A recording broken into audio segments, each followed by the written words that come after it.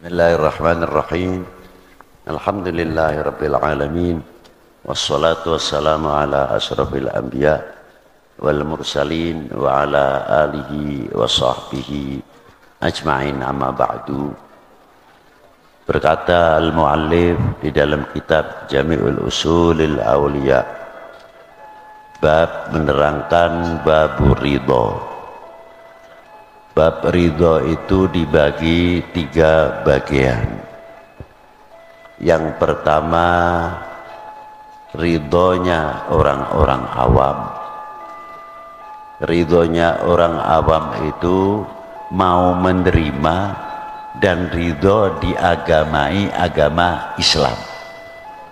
Sehingga kita sering mengucapkan raditu billahi rabba wa bil islami dina wa bi sayyidina Muhammadin sallallahu alaihi wasallam nabiyya wa rasula. Kami sepakat atau tidak bahwa kami ridho diagamai agama ridho tidak?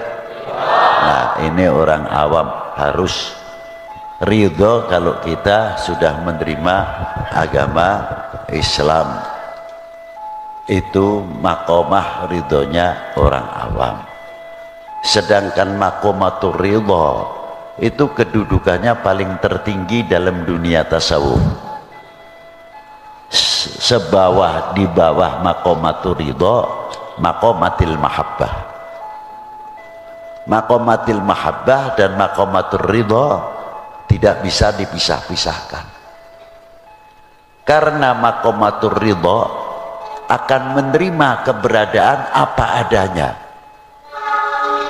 Contoh yang ringan saja, kalau tadi kita masalah agama, tapi kita masalah ke bawah amalah harian kita sendiri.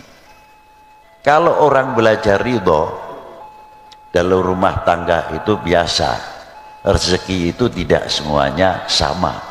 Rezeki itu pasang surut. Ketika rezeki banyak, alhamdulillah mungkin bisa nambah lauk-lauk.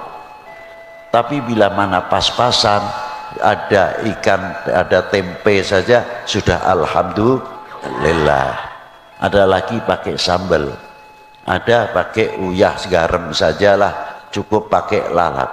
Kalau makomatur ridho itu mewarnai, kita tidak akan kecewa atau kita menggerutu, ini kok tidak ada lauk pauknya.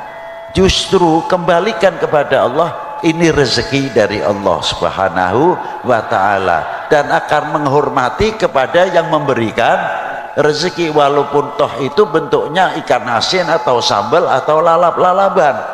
Menghormati kepada si pemberinya. Karena apa? Makomatur ridho. Tapi kalau tidak makomatur ridho, walaupun ada masakan ini, ya tetap saja hatinya tetap tidak menerima. Sifat tomak itu terus merangsang, mempengaruhi. Wa kadzalika, ini baru tingkat makanan, belum tingkat penyakit. Ini lain, ini bagiannya aulia-aulia atau ulama-ulama khawas. Saya tidak berani menerangkan yang kedua ataupun yang ketiga. Ini sendiri yang makomatil awam. Nah, makomatur ridho itu didukung oleh kecintaan yang luar biasa. Seorang suami melihat istrinya yang sudah mempunyai makomatur ridho, apa pemberian Allah Ta'ala diterima. Melihat sang istri sudah banyak penyakitan dan fisiknya berubah karena sudah banyak melahirkan, akan menikmati atas pemberian Allah Ta'ala, ridho. Hatinya itu ridho melihat istri yang demikian. Sebaliknya, si istri pun akan ridho melihat suaminya yang mana tadinya kuat mencari nafkah dan sebagainya, karena fisiknya sudah mulai menurun, ya maklum saja. Untuk benteng-benteng supaya hati itu tidak kemasukan syayatin, lebih-lebih nafsu, bentengnya adalah mahabbah, cinta dan ridho. Luar biasa. Kalau cintanya semakin berkembang, tahu ya Allah payahnya seorang suami mencari nafkah musim panas-panas begini dan lain sebagainya, apalagi yang kerja berat, bukan saling menuntut tapi saling menerima karena tahu keberadaan. Kembalikan kepada Allah Subhanahu wa taala karena kecintaannya akhirnya memunculkan maqamatu ridho. Ini yang istimewa, sepele ning berat. Katone omongane gampang enteng ning abot sanggane. Nah, kalau maqamatur ridho sudah tingkatan luar biasa disertai dengan mahabbahnya kepada Allah luar biasa, mencapai darajatil mahabbah pasti akan meluncat darajatul ridho. Apa yang dikehendaki Allah Subhanahu wa taala akan rela dan senang apa yang dikehendaki oleh Allah. Tapi tidak bisa mungkin mencapai ke maqamatur ridho terkecuali syaratnya apa? Cinta dulu kepada Allah Subhanahu wa taala. Kalau kita sudah belajar cinta kepada Allah Subhanahu wa taala, apa yang diberikan oleh Allah taala kita senang, kita bahagia.